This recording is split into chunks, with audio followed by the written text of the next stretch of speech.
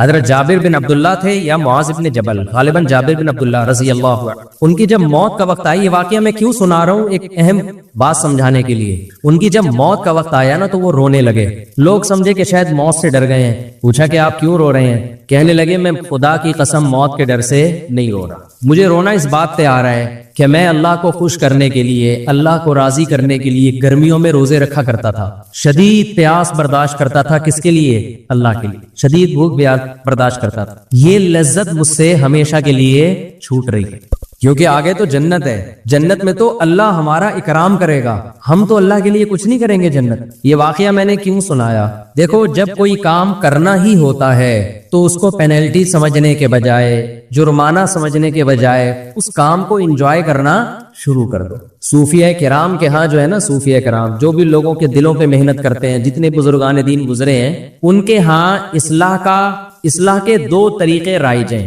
آج بھی medical science میں نا باڈی کو ٹھیک کرنے کے دو طریقے ہیں، ایک طریقہ کہا جاتا ہے علاج بالضد۔ علاج بالضد کا مطلب ہے جو بیماری ہے اس کے خلاف دوا کھلائی جائے، ان جراثیم کو مارنے والی میڈیسن کھلائی جائے، جس کو اینٹی بائیوٹک کہا جاتا ہے۔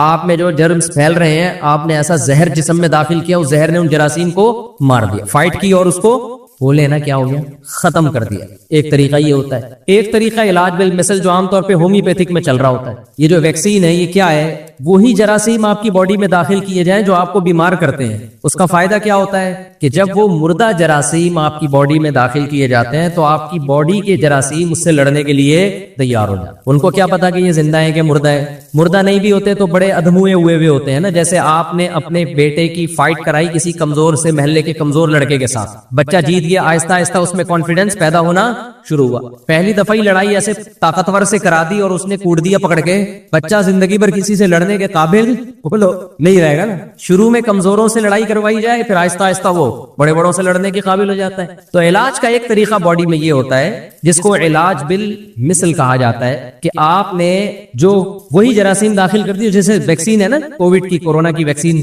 تو آپ کی باڈی ان جراثیم سے لڑ کے اور آپ کا سسٹم اتنا مضبوط ہو جاتا ہے کہ اب اگر کسی جرمز نے یا وائرس نے حملہ کیا تو آپ کی باڈی خود اس سے حملہ کر لیتی ہے۔ تو وہی چیز داخل کی جا رہی ہے باڈی میں۔ کیا خیال ہے بھائی؟ تو اہل اللہ جب علاج کرتے ہیں نا دلوں کا کہ آپ اس سے گناہ چھوٹ جائیں، آپ کے دل میں آپ شریعت کے فرائض و واجبات پورے کرنا شروع کر دیں، تو اس کا ایک طریقہ یہ ہوتا ہے کہ آپ کے دل میں اللہ کا خوف پیدا کیا جائے، جہنم سے ڈرایا جائے، آگ سے ڈرایا جائے، بتایا جائے کہ اس پر کیا کیا سزائیں ہیں۔ اس سے یہ ہوتا ہے کہ جب آپ گناہ کے قریب جاتے ہیں آپ کانپنے لگتے ہیں، خوف طاری ہو جاتا ہے آپ کے اوپر۔ جب آپ رمضان کا روزہ چھوڑنے لگیں گے آپ پر خوف طاری ہو جائے گا، اس سے آپ گناہ سے بچ تو جائیں گے، شریعت کے حکم کو پورا تو کر لیں گے، لیکن حکم پورا کرنے میں مزہ بولے نہیں آئے۔ خوف کی وجہ سے بھی انسان کام کر لیتا ہے لیکن کام میں جان پیدا نہیں ہوتی۔ کچھ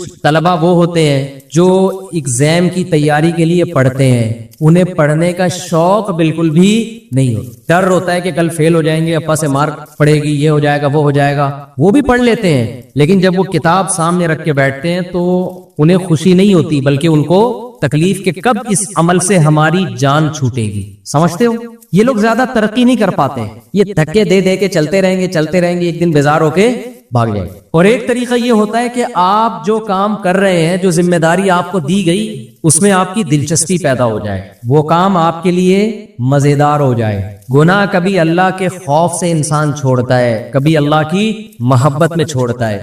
محبت میں جب کام کیا جاتا ہے تو وہ کام مزیدار ہو جاتا ہے، اس میں دل لگتا ہے انسان۔ حضرت جابر بن عبداللہ جو رو رہے ہیں موت کے وقت کہ میں جو گرمیوں میں شدید پیاس برداشت کیا کرتا تھا وہ لذت آج مجھ سے چھوٹ رہی ہے۔ بتاؤ شدید پیاس لذت کی چیز ہے یا ٹینشن کی چیز ہے؟ ٹینشن کی چیز ہے، لیکن اس ٹینشن کے چھوٹنے پر جابر بن عبداللہ رضی اللہ عنہ کو اس ٹینشن کے چھوٹنے پر ان کو ٹینشن ہو رہی ہے۔ کیوں؟ جس کے لیے ٹینشن برداشت کر رہے ہیں اس ذات سے محبت ہے، انسان کو جب کسی سے محبت ہوتی ہے تو اس کی نظر میں محبوب کو خوش کرنا دنیا کی سب سے بڑی لذت بن جاتی ہے. تو رمضان کے روزے آپ پہ فرض ہیں, وہ رکھنے ہیں, چاہو ٹینشن سے رکھ لو, چاہو اللہ کی محبت میں رکھ لو. میں پشاور میں تھا, ہمارے ایک دوست پٹھان تھے, بوڑھے.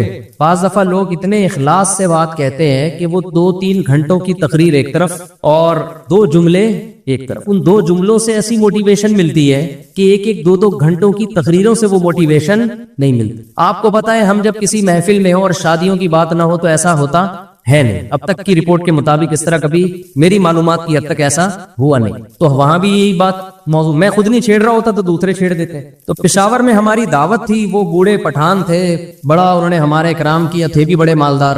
تو ویسے ہی کسی نے موضوع چھیڑ دیا دوسری شادی کا. تو ہم نے بھی ان بوڑھے جو پٹھان تھے نا, بزرگ ٹائپ کے, ان سے ہم نے کہا کہ چھیڑنے کے لیے کہ آپ بھی کر لیں, اللہ نے آپ کو اتنا مال دیا ہے, اور تھے بھی بوڑھے ہو کے بھی بڑے فٹ فاٹ تھے وہ. تو کسی نے کہہ دیا کہ بھائی اللہ نے اس کام میں بڑی لذت رکھی ہے شادیوں میں. ایسی بات چل پڑی نا.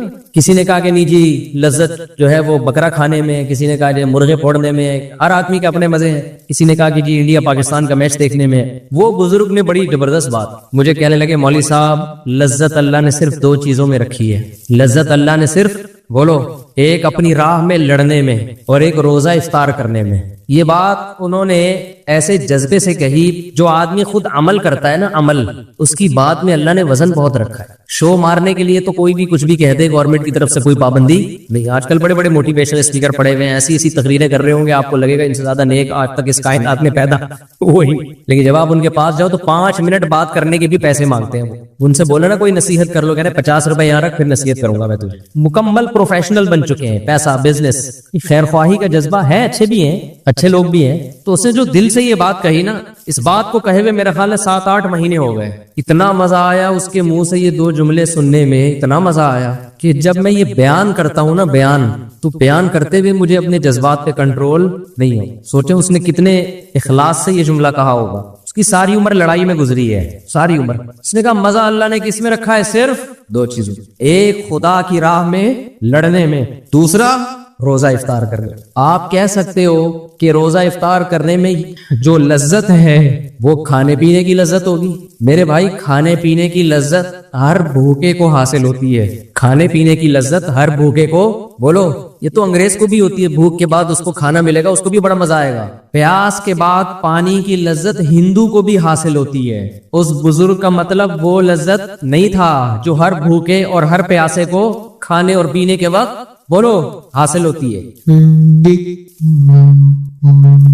یہ جو روزے دار کو افطاری کے وقت لذت حاصل ہوتی ہے, یہ وہ لذت ہے جس لذت کے حاصل کرنے کے لیے دل میں اللہ کی محبت کا ہونا, بولو, ضروری ہے. انسان کو یہ احساس ہوتا ہے افطاری کے وقت, ذرا تھوڑا سا ٹھنڈا پانی دے دیں. جب سے یہ 3 شادیاں ہوئی ہیں نا, مجھے بات پہ رونا آتا ہے. آج جتنی انسان کی شادیوں کی تعداد بڑھتی ہے نا, اس کو بات پہ رونا آنا شروع ہو جاتا ہے. 4 کے بعد تو ہر بات پہ روتا ہے وہ. ایک والے, وہ ایک کسی نے کہی, میں نے سنا کہ وہ ایک آدمی کی 40 سال عمر ہو گئی, اب تک شادی نہیں ہوئی. کسی نے کہا کیوں نہیں ہوئی, کہہ رہے اس کو کسی بزرگ کی دعا لگی ہے. وہ دعا کی کیا لگی ہے, کسی بزرگ کی اس نے خدمت کی تھی, انہوں نے دعا دی تھی اللہ کرے تو ہمیشہ خوش رہے. اس کے بعد 40 سال ہو گئے. موضوع ایسا جذباتی شروع ہو گیا, اس کو ہم نے بھی چینج کرنا ہے. بعض دفعہ مسائل کچھ اور ہوتے ہیں, رو کسی اور بات کر رہا ہوتا ہے آدمی, سمجھ رہے. خیر کیا بات کر رہا تھا میں, تو میں ایسا کر رہا تھا کہ جو افطاری کے وقت لذت ہے نا, لذت, یہ بھوک اور پیاس ختم کرنے کی لذت نہیں ہوتی. یہ اس بات کی لذت ہوتی ہے کہ آج ساری دنیا پیدا کرنے والے کو بھول چکی ہے. دنیا میں ہر شخص نے ہر ایک کو یاد رکھا ہے, نہیں یاد رکھا تو کس کو, پیدا کرنے والے. تو میں یہ عرض کر رہا تھا کہ ایسے دور میں جب اللہ کو ڈکشنری سے نکال دیا گیا, اللہ کو لغت سے نکال دیا گیا, ایسے موقع پہ کوئی صبح سے لے کے شام تک بھوک اور پیاس کو برداشت کرے, اور ایک دن نہیں, ایک دن, پھر دوسرا دن, پھر تیسرا دن, پھر چوتھا دن, پھر 5واں دن, پھر 6واں دن. تو افطار کی لذت میں صرف بھوک ختم کرنے کی لذت نہیں ہے, اصل لذت یہ ہے کہ جس خدا کے لیے صبح سے شام تک قربانی دی, وہ خدا ہماری اس افطاری پر بھی ہم سے خوش ہو رہا ہے, وہ ہمیں کھاتا دیکھ کے خوش ہو رہا ہے. تبھی تو ہمارے نبی صلی اللہ علیہ وسلم یہ دعا پڑھتے تھے, کیسی پیاری دعا,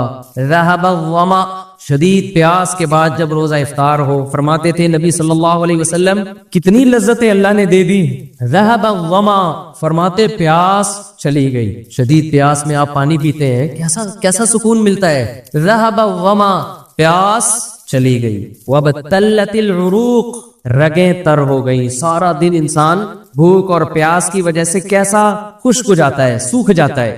آپ نے دیکھا ہوگا افطاری کر کے جب لوگ نماز میں آتے ہیں چہروں پہ کیسی رونق بحال ہو جاتی ہے۔ عصر میں نمازیوں کی حالت دیکھا کریں اور مغرب میں دیکھا کریں، زمین اور آسمان کا فرق ہے، کیسی چہروں پہ رونق آتی ہے۔ ذهب الظما، فرمایا پیاس چلی گئی۔ وابتلت العروق، رگیں تر ہو گئی۔ یہ مادی نعمت ہے۔ اور آگے فرماتے ہیں وثبت الاجر انشاء اللہ، اور اللہ نے چاہا تو صبح سے لے کے اب تک اللہ کے لیے جو ہم نے قربانی دی ہے وہ اجر ہمارا ثابت ہو گیا، وہ اجر اللہ نے اپنے ہمارے اعمال میں لکھ دیا۔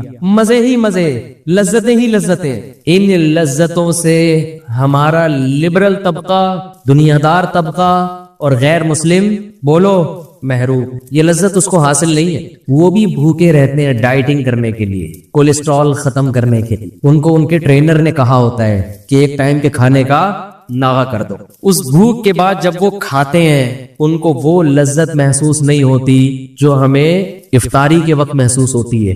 افطاری میں اللہ نے صرف جسم میں سکون نہیں رکھا بلکہ افطاری کے وقت اللہ نے روح کا سکون رکھا ہے، روح میں۔ یہی لذت اللہ نے سحری میں رکھی ہے۔ سحری کا وقت ایک ایسا ٹائم ہے جس وقت دنیا کی کوئی قوم نہیں کھاتی۔ کبھی نہیں دنیا میں سنا ہوگا آپ نے اس ٹائم پہ لوگ کھانا کھا رہے ہو، کبھی سنا ہے بھائی کہ جیپنیز صبح 4 بجے اٹھ کے کھانا کھاتے ہیں؟ کبھی سنا آپ نے؟ اگر سنا ہے تو بول دیں ہاں سنا ہے، نہیں سنا تو تھوڑا گردن ہلاتے ہیں۔ کبھی سنا آپ نے؟ کھانے کا ٹائم نہیں ہے، کہیں بھی نہیں دنیا میں کھائے گا۔ نہ امریکی کھاتے ہیں، نہ جاپانی کھاتے ہیں، نہ چائنیز کھاتے ہیں، نہ ہندو کھاتے ہیں، نہ سکھ کھاتے ہیں۔ اللہ کو یہ ادا پسند آتی ہے کہ جہاں لوگوں نے میرا نام لینا چھوڑ دیا، ہر جگہ نفس پرستی۔ اب تو لوگ حکومت سے مطالبہ بھی صرف مہنگائی، صحت، ان چیزوں کا کرتے ہیں، اسلام کا مطالبہ کرنا بھی چھوڑ دیا۔ پہلے ہمارے سیاسی لیڈر اسلام کا نام لیتے تھے، مجھے ووٹ دے میں اسلام کو نافذ کروں گا۔ اب ہمارے سیاسی لیڈروں نے اسلام کا نام لینا چھوڑ دیا۔ ان کو پتہ ہے اسلام کے نام پہ ووٹ نہیں ملے گا، ووٹ ملے گا مہنگائی کے نام پہ، آزادی کے نام پہ۔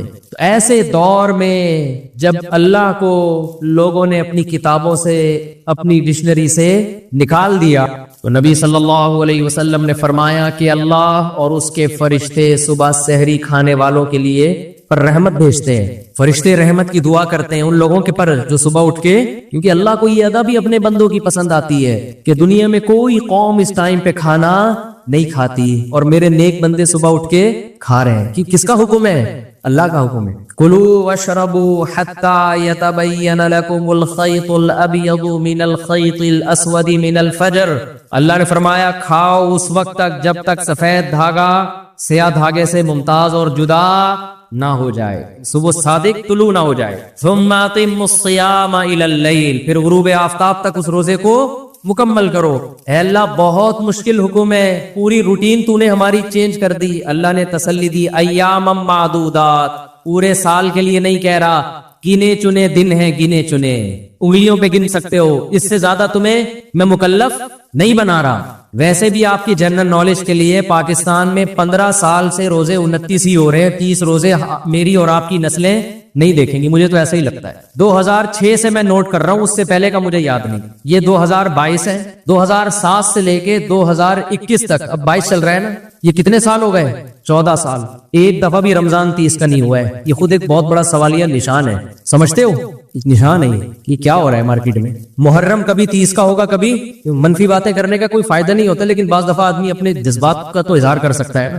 محرم کبھی 29 کا ہوگا، کبھی 30 کا، سفر کبھی 29 کا، کبھی 30 کا، ربیع الاول کبھی 29 کا، کبھی 30 کا۔ 14-15 سال ہو گئے رمضان 30 کا ہو کے نہیں دے رہا۔ ماہر فلکیات بعض دفعہ کہہ دیتے ہیں کہ ناممکن ہے کہ 29 ہو، سوری ہاں ناممکن ہے کہ 29 کو چاند نظر آئے، پھر بھی 29 ہی کا ہوتا ہے الحمدللہ۔ یہ ایک نشان ہے سوالیہ ہلال کمیٹی پر، سمجھ رہے ہو؟ بہت بڑا سوال ہے یہ کہ مارکیٹ میں ہو کیا رہا ہے۔ تو میں ایک پروگرام ریکارڈ کروانا تھا میں نے 30 نا، تو میں 29 کے بعد میں نے کہا بس وہ پورے رمضان چلے گا نا، تو انہوں نے کہا 30 اگر 30 ہو گئے، میں نے کہا کسی کا باپ بھی پاکستان میں 30 روزے نہیں کر سکتا، تو 29 ہی ہوں گے۔ معذرت کے ساتھ ایسی گندی گندی باتیں بھی بعض دفعہ انسان کر لیتا ہے، لیکن یہ ہے بڑا مسئلہ یہ۔ تو لیکن بہرحال جو کمیٹی کا اعلان ہو آپ نے فالو اسی کو کرنا ہے. ایسا نہ ہو کہ سب عید منا رہے ہیں اور آپ روزہ رکھ کے بیٹھے ہوئے ہوں. ہم بھی جو کیونکہ گورنمنٹ کا جو فیصلہ ہوتا ہے ماننا پڑتا ہے. بنے کیوں کر جو ہو سب کار الٹا ہم الٹے بات الٹی یار. خیر کہاں اچھی اچھی باتیں چل رہی تھی پھر بیچ میں کچھ باتیں غلط آ گئی. بس جلدی سے سمیٹ کے ختم کرتا ہوں. بس 2 منٹ میں ختم کرتا ہوں. رمضان کے حوالے سے بات تو رمضان کی چل رہی تھی نا. تو میرے بھائی روزہ رکھو پابندی کے ساتھ. اسے جرمانہ سمجھ کے مت رکھو, پینلٹی سمجھ کے مت رکھو. اللہ کی محبت پیدا کرو اپنے اندر. اللہ کی محبت میں بھوکا پیاسا رہنا سیکھو. اور میں تو کہتا ہوں نفلی روزے بھی رکھا کرو, نفلی بھی رکھا کرو. غنیمت ہے فرض رکھ لیں بڑی بات ہے, لیکن نفلی کا بھی عادی بناؤ. اور یہ خوب سمجھ لو روزہ رکھنے سے کبھی آپ کی صحت خراب نہیں ہوگی. جب خود پسندی پہ بات چل رہی تھی کہ اپنے بارے میں یہ وہم ہو جاتا ہے کہ میں کیا ہوں نیک, اور یہ وہم اس لیے ہو رہا ہے کہ میں نے نبی کے نام پہ آج تک کوئی دعوت مس نہیں کی, میں کتنا نیک ہوں. کیا خیال ہے جب مجھے کنڈوں پہ بلایا گیا میں کنڈے کھانے گیا, میں نے آج تک نبی کے نام پہ کوئی کھانا مس نہیں کی. جب مجھے تیجے پہ بلایا گیا سب سے پہلے میں گیا ہوں, اور مرحوم کے نام پہ میں نے 8 لیگ پیس کھائے ہیں, لاتیں کھائی ہیں لاتیں. ہمارے ایک دوست جو ہے نا مرغی کی لیگ پیس کو لاتوں سے تعبیر کرتے تھے. ابھی ہمارا سفر تھا نا تو ان کو لیگ پیس چاہیے ہوتے تھے, وہ مرغی کی لیگ پیس بڑے شوق سے کھاتے. تو مجھے کہنے لگے یار مجھے لاتیں چاہیے. خیریت. تو وہاں ہوٹل پہ جا کے بھی بھائی 4 لاتیں لے آؤ. ہم نے کہا ایسا نہ کوئی لاتیں مارنا شروع کر دے یہاں. تو نبی کے نام پہ مرغی کے لیگ پیس, چیسٹ اور بکروں کے پٹ بہت شوق سے چانپیں کھائی جاتی ہیں. تو وہم ہو جاتا ہے کہ میں کیا ہوں نیک. انسان جب کسی دوسرے کے منہ سے اپنی تعریف سنتا ہے اسے 100% یقین بھی ہو کہ یہ غلط بول رہا ہے, لیکن اسے یہ وہم ہونے لگتا ہے کہ یہ سچ واقعی میں تو ایسا ہوں. لوگوں کی تعریفیں لوگوں کے منہ سے سن کے کبھی کسی خوش فہمی میں مبتلا نہ ہو. انسان اپنے عیبوں سے غافل ہو جاتا ہے. حضرت حکیم الامہ مولانا اشرف علی تھانوی رحمہ اللہ تعالی بڑی خاندانی بات فرمایا کرتے تھے. فرماتے تھے کہ اگر کوئی شخص مجھ سے ملنے کے لیے آتا ہے جو میرا مرید نہ ہو, جو مجھ سے اصلاح نہ کروانا چاہتا ہو, اس میں 99 برائیاں ہوں اور ایک خوبی ہو, تو میری نظر اس کی ایک خوبی کی طرف ہوتی ہے, 99 برائیوں کی طرف نہیں ہوتی. جو چاہتے ہیں کہ مجھ سے اپنی اصلاح کروائیں, پہلے تو پیر و مرشد بنایا جاتا تھا اپنی برائیوں کو ٹھیک کروانے کے لیے. اب یہ چیز مارکیٹ سے کیا ہو گئی ہے, شارٹ. آپ کسی کو سمجھتے ہیں نا, کسی سے عقیدت ہے, مثال کے طور پر مجھ سے عقیدت ہے, آپ آئے حضرت جی کوئی ہمارے اندر خامی ہو بتایا کریں پلیز. میں بتانا شروع کر دوں ایک دم لال پیلا نیلا ہونا شروع ہو جائے. آپ کو کس نے کہا کہ میں ایسا ہوں؟ ایک دم غصہ آنا شروع ہو جائے. ڈاکٹر کے سامنے غصہ نہیں آتا. ڈاکٹر کہے گا آپ کا جگر صحیح کام نہیں کر رہا, آپ کے پھیپھڑے مسئلہ, کبھی نہیں غصہ ہے. ڈاکٹر صاحب چیک کریں, اچھی طرح چیک کریں, ٹیسٹ لکھ کے دے دیں, میں آغا خان سے ٹیسٹ کروا لیتا ہوں. لیکن روحانی بیماریوں کا سنتے ہی کیا آ جاتا ہے, باپ بتائے گا اپنے بیٹے کو بیٹا تمہارے اندر یہ خامی, تو جواب دینا شروع کر دے گا. اپنی خامیاں سننے کا تحمل جس کے اندر پیدا ہو گیا تو سمجھو بس اس کی اصلاح ہو گئی ہے. خامیاں تو ختم کبھی بھی نہیں ہوں گی. یہ خامی ختم ہو جائے کہ اپنی برائی سننے کا کی برداشت پیدا ہو جائے, بس اس کا مطلب بندہ ٹھیک ہے. بھائی خامیاں تو کبھی بھی ختم نہیں ہوں گی, وہ تو کبھی ایک خامی ختم ہوئی تو دوسری پیدا ہو گئی, دوسری پیدا ہوئی تو جیسے تہذیب کی ضرورت پڑتی ہے نا, درختوں کی شاخیں نکلتی رہتی ہے, کٹنگ ہوتی رہتی ہے, تو آپ کے اندر بھی برائیاں پیدا ہوتی رہیں گی, کٹنگ ہوتی رہے گی. ایسے بن جاؤ کہ تہذیب کی ضرورت ہی نہ رہے, ایسے نہیں بن سکتے آپ.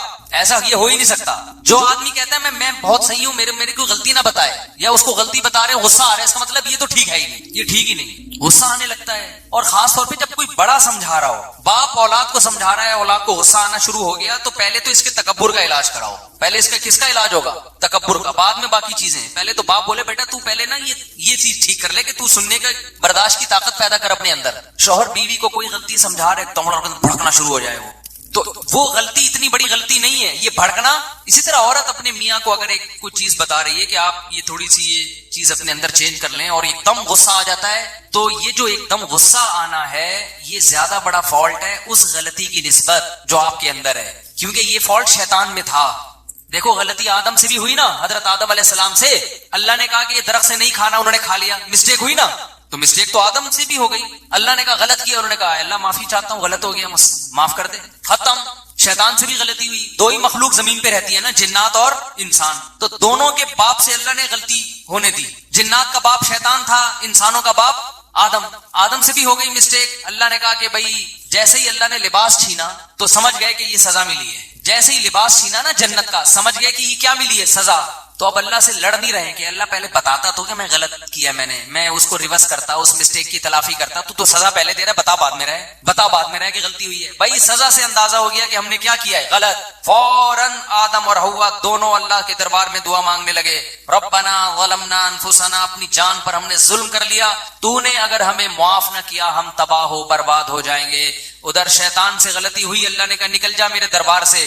شیطان کو سزا ملی, اس کو غلطی کا احساس نہیں ہوا, وہ غصہ آ گیا بھائی اس کو. خلقتنی من نار وخلقتہ من طین, دلائل دینا شروع کر رہا ہے خدا کے سامنے. تو بڑوں کے سامنے زیادہ دلائل نہ دیا کریں. باپ ڈانٹ رہے ہیں سن لو بھائی, ماں ڈانٹ رہی ہے نہیں, زیادہ نہیں بحث کریں. استاد اگر کوئی بات سمجھا رہا ہے آپ کے اپنے شاگرد کو, بحث نہیں کرو, سن لو آرام سے تمیز سے. اچھا سر آئندہ خیال کریں گے. آج ڈیبیٹ جو ہے نا, ڈیبیٹ بحث مباحثہ, اس کو کانفیڈنس کی علامت سمجھا جاتا ہے کہ بڑا کانفیڈنٹ ہے یہ آدمی. تو غلطی کو مان لینا, اس سے انسان کا مقام کم نہیں ہوتا بلکہ اس سے برداشت پیدا ہوتی ہے. دیکھو اللہ نے جتنے بھی دنیا میں قائد پیدا کیے ہیں ان سے ایسے کام کروائے ہیں کہ ان میں برداشت پیدا ہو. تمام پیغمبروں سے بکریاں چروائی گئی ہیں. آپ سوچو یار, پیغمبر کا مقام دیکھو اور ان سے کام کیا لیا جا رہا ہے, بکریوں کے ریوڑ ان کے حوالے کیے جا رہے ہیں. موسیٰ کلیم اللہ کیا کم مقام تھا, موسیٰ کلیم اللہ کوہ طور پہ بلا کے اللہ ہم کلام ہو رہا ہے, کام کیا لیا جا رہا ہے, 10 سال بکریاں چراؤ ہے بھائی. اتنے بڑے پیغمبر, ادھر فرعون سے کام کیا لیا جا رہا ہے, مصر کی بادشاہت اور روب دبدبا جلال, کیونکہ اللہ نے اس کو لیڈر نہیں بنانا تھا, اس کو بچپن سے حکومت مل گئی. چاپلوسی کرنے والے لوگ مل گئے, تعریفیں کرنے والے لوگ مل گئے, ہر بات میں یسر جیسر کرنے والے مل گئے بچپن سے. موسیٰ کلیم اللہ ٹینشنوں میں جوان ہوئے, پریشانیوں میں, ملک بدر ہو گئے. ملک بدر ہونے کے بعد بکریاں چرا رہے ہیں, کیونکہ بکری کمزور ہے, غصہ بہت آتا ہے, اس پہ آپ غصہ جاری کر نہیں سکتے, مار کھائے گی مر جائے گی, کچھ بگاڑ نہیں سکتا انسان. جب نبی نے صلی اللہ علیہ وسلم نے فرمایا کہ ہر پیغمبر نے بکریاں چرائی ہیں, تو صحابہ نے پوچھا یا رسول اللہ کیا آپ نے بھی؟ فرمایا ہاں میں بھی اجرت پہ بکریاں چرایا کرتا تھا. سید الانبیاء سے اللہ نے کیا چروائی ہیں؟ بولو بکریاں. اس میں 2 فائدے ہیں, ایک برداشت, دوسری تواضع. بکریاں چرانے والے میں تکبر نہیں ہوتا. جنہوں نے لیڈر بننا ہوتا ہے ان کے اندر اگر تکبر ہے تو وہ اپنی پھوں پھاں میں ہی لگے رہیں گے, وہ قوم کے کسی کام کے نہیں ہوں گے. سمجھتے نہیں ہو بات کو, میرا خیال ہے وہ پھوں پھاں میں لگا رہے گا. تو دل میں عجب ختم ہو جائے, بس بات کو سمیٹ رہا ہوں, خود پسندی, میں بس ہر وقت آدمی کیا کرتا رہے, میں ہوں, لوگوں سے تعریفیں سنتا رہے اپنی بیٹھ. تو ان پہ علماء نے الگ الگ بحث کی ہے. خود پسندی کیسے ختم ہوتی ہے, حسد کیسے ختم ہوتی ہے, کیسے ختم ہوتا ہے حسد, اور تکبر کیسے ختم ہوتا ہے. لیکن علماء کہتے ہیں کیونکہ یہ صوفیہ کرام کا ٹاپک ہے نا, تو اس کو تصوف میں زیادہ اٹھائے کہ ایک چیز اگر اپنے اندر پیدا کر لو, ایک بیماری سے کا علاج کر لو, تو یہ سارے انڈے بچے خود ہی ختم ہو جائیں گے. وہ ہے دل سے دنیا کی محبت نکال دو, اللہ کی پیدا کرو, بس یہ سارے انڈے بچے کیا ہو جائیں گے. جب آپ کے دل میں اللہ کی محبت, اللہ کو تلاش کرنے کی چاہت, تو کسی کی دولت دیکھ کر آپ کو جیلسی ویسے ہی نہیں ہوگی, کیونکہ وہ آپ کا محبوب ہے ہی نہیں. جیلسی جب ہوتی ہے جب محبوبہ آپ کی اور کسی اور کی گود میں جا کے بیٹھ جائے, کسی اور کے ساتھ سیلفیاں لے رہی ہے, ڈیٹیں کسی اور کے ساتھ مار رہی ہے, تو آپ جلو گے نا.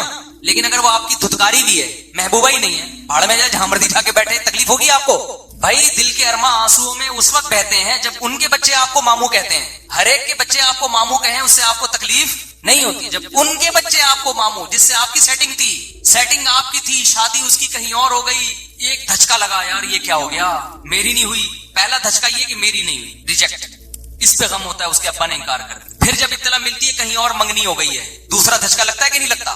پھر جس دن بارات آتی ہے اور دلہن رخصت ہو کے جاتی ہے, ایک اور دھچکا لگتا ہے, بھائی اب تو نکاح بھی ہو گیا, رخصتی بھی ہو گئی. پھر جب اطلاع ملتی ہے بچہ ہو گیا, کیسا جلے گا کہ نہیں جلے گا. اور جب بچہ بڑا ہو کر آپ کو بولے گا ماموں ہے بھائی, ایک کمبخت, 7 غیروں کے میری قبر پہ آتے کیوں ہو, تم جلاتے نہیں مجھ کو تو جلاتے کیوں. جلانے کا مطلب زندگی دینا. شاعر جو ہے نا, محبوبہ کے غم میں مر گیا, قبر میں چلا گیا, محبوبہ قبر پہ زیارت کے لیے آ رہی ہے, آئی بھی اپنے بھائی کے ساتھ. تو وہ کہتا ہے کمبخت تو مجھے زندگی نہیں دے سکتی, جلا نہیں سکتی, تو کسی اور کے ساتھ آ کے تپا کیوں رہی ہے مجھے. یعنی قبر پہ تو کم از کم اکیلے آ جانا ملنے کے لیے, قبر پہ بھی بھائی کے ساتھ نہیں, یا میرے اپنے عاشق کے ساتھ آ رہی ہے جس میں جل رہا ہوں. یعنی تیری سیٹنگ کہیں اور ہو گئی تھی, تو اس بندے کے ساتھ آ رہی ہے میری قبر پہ. 7 غیروں کے میری قبر پہ آتے کیوں ہو, تم جلاتے نہیں مجھ کو تو جلاتے کیوں ہو. تو جب جلے گا نا, جب محبوبہ آئے گی ولن کے ساتھ اس کی قبر پہ, کیا خیال ہے, پھر جلے گا یہ. تو جب وہ آپ کی محبوبہ ہی نہیں ہے میرے بھائی, تو پھر کسی کے ساتھ بیٹھے آپ کو اس سے تکلیف, آپ کے ریجیکٹڈ ہے. پسند نہیں کیا آپ نے اس کو. تو دنیا اگر ریجیکٹڈ مال بن جائے آپ کا, دل سے نکل گئی محبت گاڑیوں کی, بنگلوں کی, دولت کی, اور اللہ کی محبت آ گئی اس کی جگہ, تو پھر یہ دولت کسی کے پاس دیکھ کر آپ کو جیلسی, بولو, حسد ہی نہیں پیدا ہی نہیں ہوگا. حسد کے جو کیڑے مکوڑے ہیں, یہ اللہ کی محبت ایسا اسپرے ہے کہ یہ حسد کے جراثیم کو نگل جائے آپ کے لیے, کہ یہ کوئی بڑی چیز ہے ہی نہیں. اور عجب خود پسندی بھی ختم ہو جائے گی, اس لیے کہ انسان کو جس سے محبت ہوتی ہے نا, وہ چاہتا ہے مجھے ہر قیمت پہ محبوب چاہیے. تو محبوب اگر تعریف کرے گا تو خوش ہوگا, محبوب کے علاوہ لوگوں کی تعریفوں کو وہ لفٹ نہیں کرا, اس کی نظر میں اس کی ویلیو نہیں رہتی. وقت ہو گیا ہے کافی زیادہ, ورنہ اس پہ میں ہر چیز پہ مثالیں دے کے بات سمجھاتا. خلاصہ یہی نکلا کہ اللہ کی محبت پیدا کر لی جائے, اور وہ جب تک نہیں ہوگی جب تک دنیا کی نکلے گی نہیں. یہ دونوں محبتیں ایک دل میں جمع ہو نہیں سکتی, اور دنیا کی جب نکلے گی اس کا ایک فارمولہ ہے, ایک طریقہ ہے. ہر وقت یہ دماغ میں مسلط کریں کہ یہ مسافر خانہ ہے, رہنے کی جگہ نہیں. قبرستان جایا کریں نا, حدیث میں آتے, جا کے دیکھا کرو یہ کیسے پڑے ہوئے. جب جائے نا کسی شاپنگ مال میں, ہو زبردست مالدار لوگ آئے ہوئے ہیں شاپنگ کرنے کے لیے, غریب کو بڑی حسرت ہوتی ہے یار, ایک یہ لگژری لائف اسٹائل ہے, ایک ہمارا جھونپڑا ہے. تو یار شاپنگ مال سے نکل کے سیدھا جاؤ قبرستان. یہ سارے شاپنگ مال والے کہاں جائیں گے؟ لیٹے ہوئے ہوں گے قبروں کے اندر. بڑے بڑے تھے اس میں, آپ ڈیفینس کے قبرستان چلا جاؤ. اگر آپ کو رنگی ٹاؤن کا اچھا نہیں لگ رہا, ڈیفینس کے قبرستان جاؤ, کلفٹن کے قبرستان جاؤ, آپ کو لگے گا بھائی اورنگی ٹاؤن کے قبرستان میں اور ڈیفینس کے قبرستان میں اوپر سے تو فرق ہے, اندر سے کوئی فرق. اوپر تو ہوگا شاید کوئی تختیاں وختیاں لگی ہوئی ہوں گی, تو اندر سے صاحب جتنے کیڑے مچھر کالونی والے کی قبر پہ ہوتے ہیں اتنے ہی کیڑے ڈیفینس کے اندر جو لیٹا ہوا ہے اس کی لاش پہ بھی اتنے ہی کیڑے. ملیر کینٹ ڈیفینس, اور اللہ بھلا کرے کلفٹن, گلشن اقبال, قبرستان اندر سے سب کے ایک جیسے. ختم 2 دنوں کی کہانی ہے یار, گزر گئی گزران, کیا جھونپڑی کیا میدان, ختم ہونے والی دنیا ہے. کیا کرنے سے دل لگا. لا احب الآفلین. ابراہیم علیہ السلام نے جب دیکھا نا سورج کو, ستارے کو دیکھا, تو کہا کہ شاید یہ میرا معبود ہے. جب وہ غائب ہو گیا تو فرمایا لا احب الآفلین, میں فنا ہونے والوں سے محبت. اور اللہ کی محبت پیدا ہوتی ہے ذکر اللہ کی کثرت سے. جب انسان عبادت کی کثرت کرتا ہے تو دل کس کی طرف مائل ہونا شروع ہو جاتا ہے؟ اللہ کی طرف سے, اور اللہ کے لیے قربانیاں دینے سے. قربانی کا مطلب اپنی خواہشات کے خلاف جب اللہ کے لیے چلیں گے تو دل اللہ کی محبت اس میں پیدا ہونا شروع ہو جائے گی. اس کا سب سے بڑا فائدہ دنیا میں ہوتا ہے. دنیا میں جو اللہ سے محبت کرتے ہیں, جو فوراً فائدہ ملتا ہے وہ سکون قلب, اطمینان, ایسے مزے کی زندگی, خوشی راحت والی زندگی. ایسا قرآن کہتا ہے نا الا بذکر اللہ تطمئن القلوب. وہ کسی نے ایک ویڈیو شیئر کی کہ یورپ میں کسی کنٹری میں کوئی خودکشی کے لیے جا رہا ہے, تو ایک دم کسی نے بچا لیا نا اس کو, قربانی دی بس ڈرائیور نے. تو لوگوں نے کمنٹس کیے ہوئے تھے دیکھو وہاں کے لوگ کتنے اچھے ہوتے ہیں, بس ڈرائیور نے بس روک کے جا کے پکڑ کے خودکشی سے روکا ہے. واقعی بڑا اچھا کام کیا, اپریشیٹ کرنا چاہیے. لیکن یہ نہیں دیکھ رہے کہ ایک خام میں خودکشی کر کیوں رہا ہے.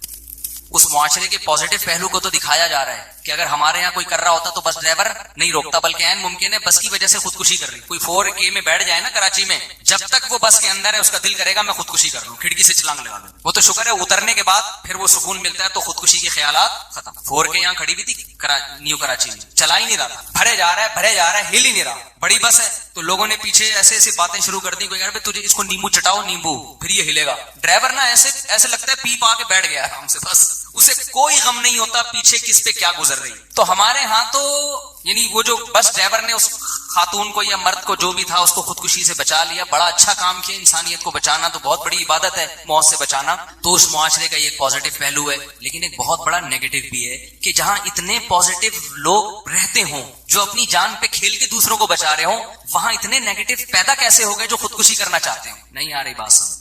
اور جہاں ہم جیسے اتنے نیگیٹو لوگ رہتے ہوں اس کے باوجود بھی اتنے لوگ خودکشی نہیں کر رہے, تو کوئی خوبی ہے نا یہاں پہ.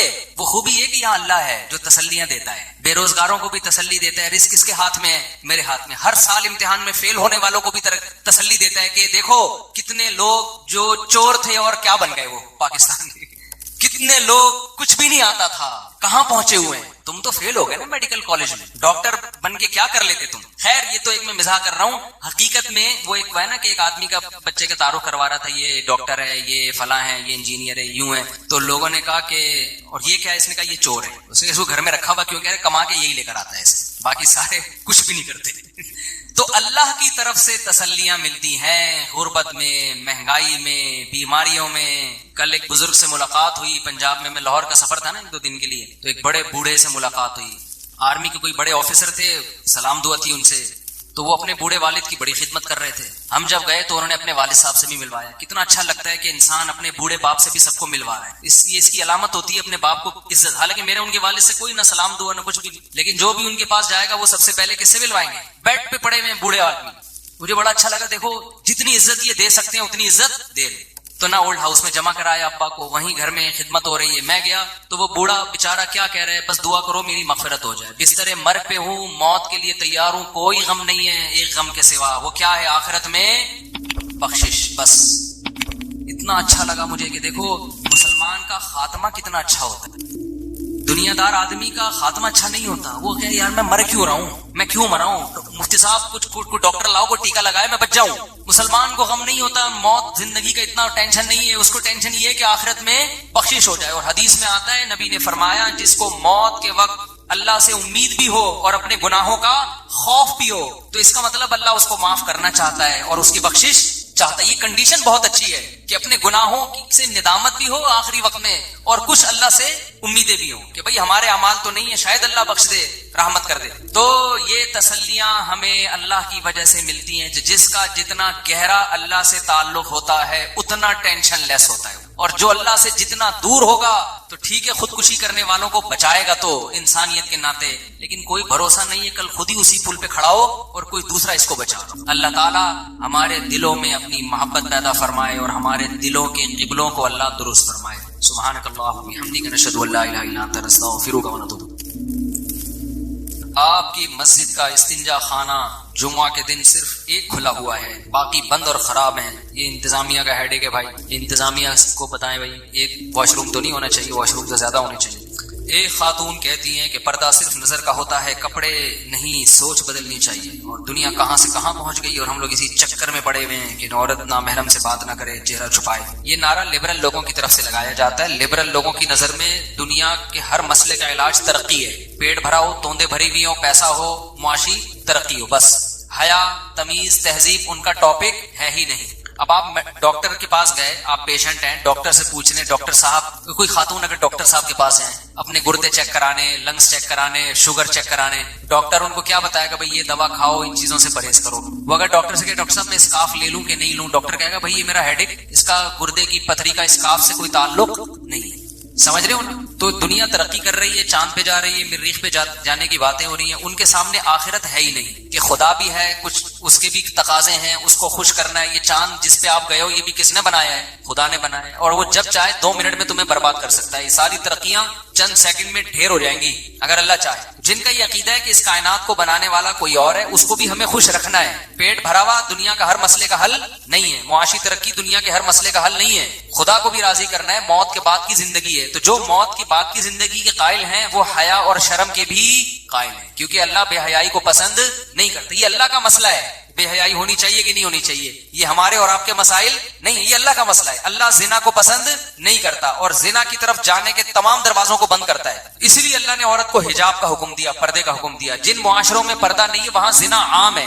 لوگ یورپ کی مثالیں دیتے ہیں تو وہاں تو زنا اتنا زیادہ ہے کہ 40 سال کی عمر میں جب کوئی جا کے شادی کرتا ہے تو اس سے پہلے ہزاروں دفعہ بدکاریاں اور زنا کر چکا ہوتا ہے. تو انہوں نے تو معاشرے میں اس کو ایکسپٹ کر لیا, بھائی اگر کر لیا ہے, یہ لڑکا ہے, یہ لڑکی ہے, بغیر نکاح کے ہو گیا تو کیا ہے. ان کے یہاں تو یہ مسئلہ ہی نہیں ہے, تو وہ اللہ ان سے خود ہی نمٹ لے گا, آخرت میں نمٹے گا اللہ تعالیٰ. تو جن کا آخرت پہ یقین ہے یہ ان کے مسائل ہیں, تو ان کو حجاب بھی لینا پڑے گا, پردہ بھی کرنا پڑے گا. بلکہ اسلام تو دیور سے بھی پردے کا حکم دیتا ہے, بہنوئی سے بھی پردے کا حکم دیتا ہے. تو یہ ساری ٹینشنیں ان لوگوں کے لیے ہیں جو موت کے بعد کی زندگی کے قائل ہیں. اگر آپ مرنے کے بعد کی زندگی کے قائل نہیں ہیں تو بھائی جتنے لباس کا تکلف کیا ہوا ہے وہ بھی چھوڑ دیں. آپ اس کی بھی بالکل ضرورت نہیں. خام خامے بلا وجہ ایک چڈی بنیان میں بھی کیوں گھوم رہے ہو آپ؟ کیا ہو جاتا ہے؟ آپ کہہ سکتے برا لگتا ہے, جب سب کریں گے تو برا نہیں لگے. لباس لیس ہو جاؤ, تو اس لیے ضرورت ہی نہیں ہے. اچھا وہی گھریلو جھگڑے کی وجہ سے میرے شوہر نے مجھے ایک ساتھ 3 مرتبہ طلاق دے دی. طلاق کے 10 سے 11 مہینے بعد میں نے اپنے سابقہ شوہر کے ساتھ دوبارہ نکاح کرنے کا سوچا. اچھا بھائی, عدت کے دوران میں نے اپنے سابقہ شوہر کے ساتھ نکاح کیا. کسی دوسرے مرد سے انہوں نے نکاح کیا اور پھر اس سے طلاق لی اور اس کی عدت پوری ہوئے بغیر سابقہ شوہر سے نکاح کر لیا. تو یہ جائز نہیں ہے, عدت کے دوران نکاح نہیں ہوتا. کسی دوسرے مرد سے نکاح کریں، وہ ان سے ریلیشن بھی قائم کرے، اسی کے ساتھ زندگی گزارے. اگر وہ نہیں رکھتا چھوڑ دیتا ہے، بے شک اس لیے چھوڑ دے کہ چلو پہلے شوہر سے آپ نے نکاح کرنا ہے تو کسی بھی نیت سے چھوڑ دے، پہلے سے ایگریمنٹ نہ ہو چھوڑنے کا. تو اگر وہ چھوڑ دیتا ہے تو پھر یہ نئے سرے سے عدت گزاریں گی. عدت کے بعد 3 مینسز آنے کے بعد جہاں چاہے نکاح کریں، پرانے والے سے کریں یا کسی اور سے کریں تو وہ، لیکن عدت کے دوران نہیں نکاح ہوتا. مفتی صاحب نماز پڑھنے میں سستی ہوتی ہے، ایک دن پڑھ لی دوسرے دن چھوٹ جاتی، کوئی ایسا طریقہ بتا دیں. جب بھی نماز چھوٹے کوئی جرمانہ لگائیں اپنے اوپر. فجر چھوٹے تو ناشتہ گول، جس دن فجر کی جماعت گئی ناشتہ گیا تو سزا نہیں دیں گے نا تو بات بنے گی نہیں. ایک شخص نے کسی عورت سے بدکاری کی اور حمل ٹھہرنے کے بعد 7 ماہ بعد اسی سے نکاح کر لیا. نہیں، وہ بچہ حلال نہیں ہوگا. جب پیدا ہوگا تو ظاہر ہے تو وہ تو یعنی 2-3 مہینے بعد بچہ پیدا ہو جائے گا، تو حمل کی کم سے کم مدت تو 6 مہینے ہوتی ہے، تو یہ حلال بچہ نہیں کہلائے گا. اس بچے کا نہ باپ سے نسب ثابت ہوگا، نہ آئی ڈی کارڈ میں باپ کا نام ڈال سکتے ہیں، نہ نادرہ میں، نہ اس کو وراثت ملے گی باپ سے. اس کے سارے حقوق ماں سے متعلق ہوں گے. سمجھتے ہیں اسلام میں نکاح سے نسب پیدا ہوتا ہے، زنا سے نسب، رشتے زنا سے اسلام مانتا ہی نہیں ہے. تو زانی کا جو آپ یورپ میں ایسا ہو رہا ہے، لوگ مسائل پوچھتے ہیں. اب چونکہ وہاں بہت سے مسلمان بگڑ گئے ہیں، بہت سے صحیح بھی ہیں الحمدللہ، بہت سے بگڑ بھی گئے ہیں. تو گرل فرینڈ سے بچہ پیدا ہو جاتا ہے، پھر اسی گرل فرینڈ سے نکاح بھی کر لیتے ہیں، اسی بچے کو میں ولدیت کا اپنا نام ڈال دیتے ہیں. اسلام آپ کو اس کی اجازت نہیں دیتا. زانی حرام پانی سے پیدا ہونے والے بچے میں کو اپنا باپ اپنا بیٹا نہیں کہہ سکتا، نہ اس کو وراثت ملے گی. تو یہ بہت اہم مسئلہ ہے. آج کل یہ گوروں کو دیکھ دیکھ کے ہمارے یہاں بھی عام ہوتا جا رہا ہے. گرل فرینڈ سے جو بچہ پیدا ہوتا ہے، جو زنا کرنے والا ہے اس لڑکی سے، وہ اس بچے کا باپ نہیں ہوتا. سمجھتے ہو؟ بچے کا باپ نہیں ہوتا. گدھے کے یہاں جو بچہ پیدا ہوتا ہے، گدھا اس کا باپ ہوتا ہے؟ کیوں؟ یہ گدھی سے شادی کے بغیر پیدا ہوا ہے نا. تو جیسے گدھے کا باپ نہیں ہوتا، کیوں؟ اس لیے کہ نکاح نہیں ہوا ہے. تو جہاں بھی نکاح نہیں ہوگا تو وہ باپ بھی گدھا ہے، اور اس کو بھی شریعت میں کہیں بھی ڈاکومنٹ میں اپنا باپ شو کرنے کی اجازت نہیں، کیونکہ اس نے کام، بچے کا تو بیچارے کا قصور نہیں ہے، اس کو تو ہم برا نہیں کہہ سکتے، لیکن قصور باپ کا تو ہے نا کہ اس نے کیوں بغیر نکاح کے نسل پیدا کی ہے. تو اس لیے شریعت میں کہیں ڈاکومنٹ میں اس کو باپ کی جگہ نہیں شو کر سکتے، نہ اس کا وراثت میں حصہ ہے. وہ سارے حقوق اس کو ماں سے ملیں گے. حضرت عیسیٰ کے بعد جو زمانہ گزرا ہے، اس میں کوئی نبی اگر نہیں آیا تو اس وقت جو لوگ موجود تھے وہ جنت میں جائیں گے یا دوزخ میں؟ جو بنی اسرائیل کے لوگ تھے ان پر تو پابند تھے کہ وہ حضرت عیسیٰ پہ ایمان لے کر آئے. جو عیسیٰ پہ ایمان نہیں لائے وہ جہنم میں جائیں گے، کیونکہ انہوں نے نبی کا انکار کیا جو نبی اللہ نے بنی اسرائیل میں بھیجے. اور ان کے علاوہ جو دنیا میں قومیں گزری ہیں ان سے توحید کے بارے میں سوال ہوگا، پیغمبروں کے بارے میں سوال نہیں ہوگا. حضرت عیسیٰ کے بارے میں اور توحید کے بارے میں ہوگا کہ ایک خدا کو مانا کہ نہیں مانا. جو شرک پہ مرے وہ تو جہنم میں جائیں گے، جو شرک پہ نہیں مرے تو وہ جہنم میں نہیں جائیں گے. مفتی صاحب، قیامت کے دن مردے قبروں سے کس طرح نکلیں گے اور کہاں دوڑیں گے؟ میدان حشر کی طرف دوڑیں گے. ایک روایت میں آتا ہے جیسے ہم گھاس پہ بیٹھے ہوتے ہیں نا، جب اٹھتے ہیں تو ایک ایک تنکا کیسے اٹھتا ہے گھاس کا، ایسے مردے قبروں سے اکھڑنا شروع ہوں. فَإِذَا هُمْ قِيَامٌ يَنْظُرُونَ، اچانک نکلیں گے، اچانک. یہ کام مانن فانن ہوگا تو اللہ اس عمل کو نا ریورس کر دے گا. جہاں جہاں جس کے اجزاء ہوں گے جمع کر کے اللہ انسان بنائیں گے اس کو. اب میدان حشر کہاں لگے گا یہ اللہ ہی بہتر جانتا ہے. بعض حضرات کہتے ہیں عرفات کا میدان اس کا مرکز ہوگا، بہرحال یہ اللہ جانتا ہے. اچھا بھائی، مفتی صاحب توحید اور شرک پر تفصیلاً بیان کریں. آپ کے توحید کے بیانات سے لوگ شرک و بدعت سے دور ہو رہے ہیں. اچھی بات ہے. مفتی صاحب، حق مہر کی شرعی حیثیت کیا ہے؟ بیوی کو کب دینا ہوتا ہے؟ کیا معاف بھی کرا سکتے ہیں؟ حق مہر رکھنا لازمی ہے. نکاح تو اس کے بغیر بھی ہو جائے گا، مگر مہر پھر بھی شوہر پہ واجب ہوگا. ہاں، واجب ہونے کے بعد بیوی معاف کر دے تو اس کی مرضی ہے، لیکن دل کی خوشی سے معاف کرے، دباؤ میں آ کے معاف نہ کرے. پورا مہر معاف کر دے، آدھا معاف کر دے، اس کی مرضی. دینا کب واجب ہے؟ جب بیوی مانگے. نہ مانگے ساری زندگی تو نہ دے، مانگ لے تو اسی وقت دے دیں. بہتر تو یہ بغیر مانگے دے دیں. کیا خیال ہے؟ اب مہر اتنا زیادہ ہوتا ہے، آدمی کو پتا ہے میں ہی گروی بینک میں رکھ کے اتنا قرضہ نکل سکتا ہے. گاؤں دیہاتوں میں بہت زیادہ مہر ہوتا ہے. مفتی صاحب، کیا قسطوں پر گھر کی تعمیراتی کام کروا سکتے ہیں؟ کیوں نہیں کروا سکتے؟ وہ سودی قسطیں نہیں ہونی چاہیے. ایک خاتون کہتی ہے کہ پردہ یہ ہو چکا ہے. مفتی صاحب، میرا ایک دوست ہے، میں اسے منع کرتا ہوں کہ بدنظری نہیں کیا کرو، تو کہتا ہے کہ سبھی ہی مجھ سے کہتے ہیں کہ رکھ نیچی نگاہ اپنی، کوئی ان سے نہیں کہتا نہ نکلو یوں آیا ہو کر. اچھا، شعر پڑھ رہے ہیں. کہہ رہے سبھی مجھ سے کہتے ہیں کہ رکھ نیچے نگاہ اپنی، کوئی ان سے نہیں کہتا کہ نہ نکلو یوں آیا ہو کر. تو ان سے بھی ہم کہتے ہیں، عورتوں سے بھی، کہ آپ بھی بے پردہ ہو کے نہ نکلیں. مردوں سے بھی کہا جاتا ہے کہ اپنی نظر پہ کنٹرول کریں. مفتی صاحب، کیا فوج میں سپاہی بھرتی ہونا جائز ہے؟ کیونکہ ان کو اپنے ہی مسلمان بھائیوں کے خلاف لڑوایا جاتا ہے. جیسے کہ فاٹا میں کئی مسجدوں کو شہید کیا گیا اور قبائلیوں کا قتل کیا گیا اور لال مسجد جیسے واقعات. فوجیوں کو اپنے مسلمان بھائیوں کو قتل کرنا تو جائز نہیں ہے، لیکن ایک کام دیکھ کے یہ کہنا کہ فوج میں بھرتی ہونا ہی جائز نہیں ہے، یہ بھی غلط ہے۔ اگر فوج میں اچھے لوگ بھرتی ہونا ہی بند کریں گے تو خراب لوگوں کا فوج میں قبضہ ہو جائے گا۔ دوسری بات، کہیں فوج آپریشن کر رہی ہو تو اس کے بارے میں پہلے پوری معلومات بھی لینی چاہیے کہ آپ تک جو نالج پہنچی ہے وہ نالج صحیح ہے بھی یا نہیں ہے۔ کچھ کام تو یقیناً غلط ہوئے ہیں ماضی میں، ان کو ہم کبھی نہیں صحیح کہہ سکتے، تو ان کے کوئی بھی صحیح کہہ کے اپنے لیے جہنم نہیں خرید سکتا، لیکن بعض چیزیں نہیں ہوئی وہ فوج کے کھاتے میں بھی ڈالی گئی ہیں، تو پروپیگنڈا بھی ہوا ہے، کچھ صحیح کچھ الزامات صحیح بھی ہیں، لیکن بات یہ ہے کہ اس کا حل یہ نہیں ہے کہ فوج سے کنارہ کشی اختیار کریں۔ ملک میں فوج تو رہے گی، کوئی کنٹری بغیر آرمی کے نہیں ہوتا، تو اس کا حل یہ کہ اچھے لوگ فوج میں جائیں تاکہ اچھے فیصلے ہوں۔ لوگ کہتے ہیں کہ یہ ملک دشمن لوگ فوج میں بھرتی ہو رہے ہیں اور یوں ہو رہا ہے، تو یہ رونا تو پیٹتے رہتے ہیں، لیکن یہ نہیں کہتے کہ اچھے لوگوں کو جانا چاہیے۔ تو اگر ہم یہ کہیں گے آرمی میں نہ جاؤ، فوج میں نہ جاؤ، تو اس کا مطلب آپ تو اپنے ہاتھ پاؤں کٹوا رہے ہو۔ تو ملک آپ کا ہے تو فوج بھی کس کی ہے؟ آپ کی ہے، تو آپ کی ہی کی ہونی چاہیے۔ جب یہ آپ کی جبھی ہوگی جب آپ جاؤ گے اس کے اندر۔ سمجھتے ہو کہ نہیں سمجھتے؟ دڑا دڑ بھرتی ہو فوج میں۔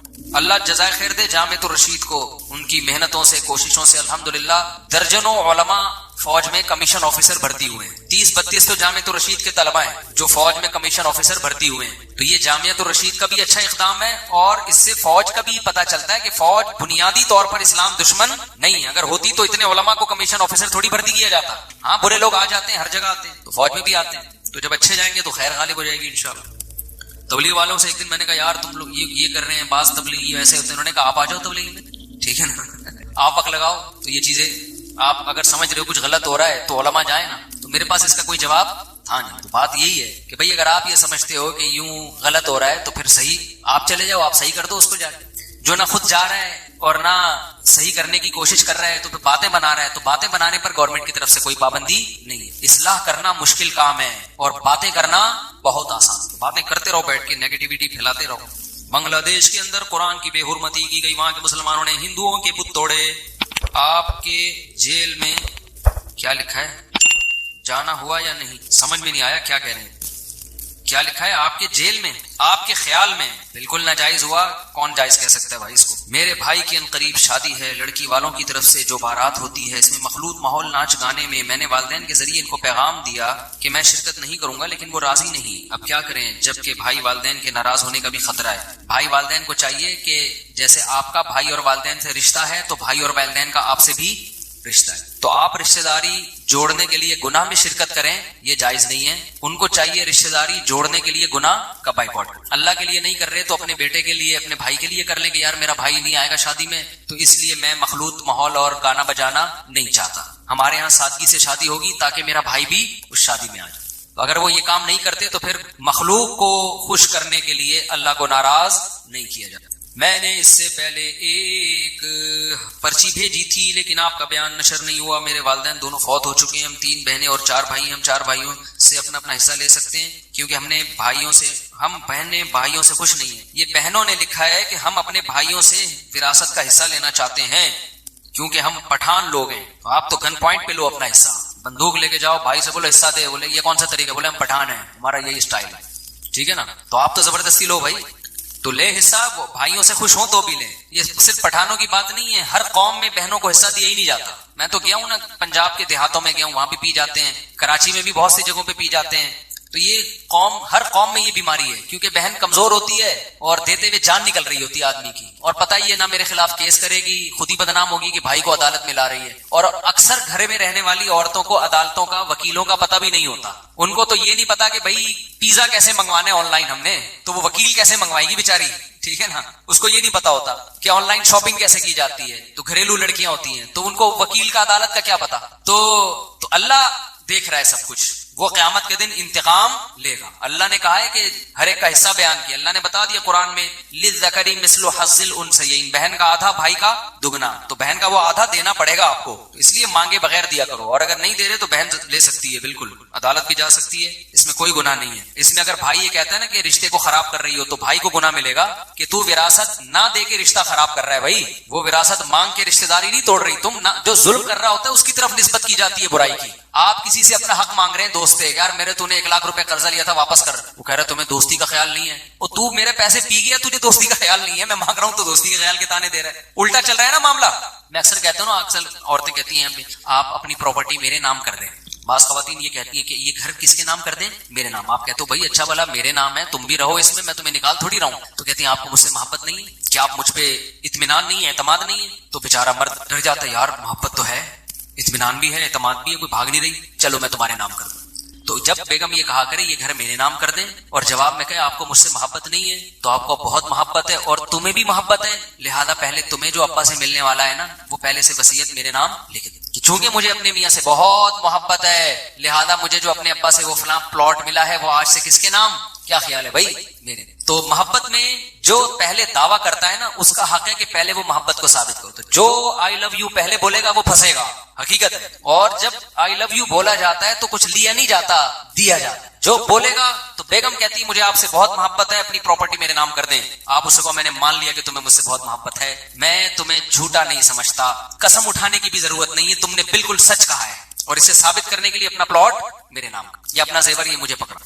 عجیب سیٹ اپ چل رہا ہے یار. اور اب تو قیامت قریب ہے نا، الٹے ہو رہے ہیں معاملات. تو ایسے کیسز آ رہے ہیں بیوی کما رہی ہے، پراپرٹی بھی بیوی کی، میاں گھر داماد پل رہا ہے بیگم کے خرچوں پہ. تو سیٹ اپ یہ چل رہا ہے مارکیٹ میں. کبھی کبھار تو پہلے بھی ہوتا تھا لیکن اب زیادہ تر یہی شروع ہو گیا ہے. اب میاں یہ کہا کرے گا بیگم سے کہ اپنی پلاٹ میرے نام سے خریدو، الٹا چلے گا معاملہ. میں ایک طالب علم ہوں اور لمبے عرصے سے بھائی یہ حیا کے خلاف مسائل ایسے نہ پوچھا کریں. بھائی اس بیماری کا علاج یہ ہے کہ آپ جب بھی بیمار یہ ہوا کرے آپ روزے رکھا کریں. ڈاکٹر کو بھی بتائیں، کوئی جو نفسیاتی ڈاکٹر بھی اس کا علاج کرتے ہیں اس بیماری کا، اور کسی شیخ سے اصلاحی تعلق قائم کریں. میرا مسئلہ یہ کہ میری شادی کو 6 سال ہو گئے ہیں. میں نے اپنی بیگم کو شادی کے دوسرے سال وقفے سے 2 طلاق دی تھی کہ کہا تھا میں تمہیں طلاق دیتا ہوں، پھر ہم نے رجوع کر لیا تھا. ابھی میں اپنی بیگم کو ان کے والدین کے گھر بھیجنا چاہتا تھا کیونکہ وہ پریگنینسی میں تھی، بیگم جانا نہیں چاہتی تھی. اس بحث میں نے 3 سے 4 بار یہ کہہ دیا کہ میں تمہیں چھوڑ رہا ہوں، مگر میری نیت اس مرتبہ تیسری طلاق دے کر گھر ختم کرنے کی نہیں تھی. تو کیا تیسری طلاق ہو گئی؟ اگر ہو گئی ہے تو اس کا کوئی کفارہ ہے؟ میں تمہیں چھوڑ رہا ہوں میں تو مستقبل کا بھی ہے، I am going to do this ہوتا ہے نا، میں یہ کر رہا ہوں یعنی کرنے والا ہوں، اور میں نے تمہیں چھوڑ دیا. تو دیا کے لفظ سے تو کوئی یعنی پوچھا جائے گا چھوڑنے سے آپ کی مراد کیا تھی؟ بظاہر تو یہی ہے کہ میں نے تمہیں چھوڑ دیا سے طلاق کی مراد ہوتی ہے ہمارے عرف میں، لیکن چھوڑ رہا ہوں اسے اگر آپ کی نیت نہیں تھی تو نہیں ہوئی ہے طلاق. باقی یہ کوئی تیسری طلاق دے دے تو کوئی کفارہ نہیں ہے اس کا، طلاق میں ریورس گیئر ہے ہی نہیں. ایک صاحب نے 3 طلاقیں دی اور کہنے لگے میں 100 بکرے کاٹنے کو تیار ہوں اگر کفارے میں ہو جائیں. تو نہیں ہوتا کفارہ. یہ لفظی زبان سے نہ نکالو. اور فضول بات ہے یار، گھر بھیج رہے ہو. اور طلاق تو خاندان کو بٹھا کے سوچ سمجھ کے پورے مشوروں کے بعد دی جاتی ہے.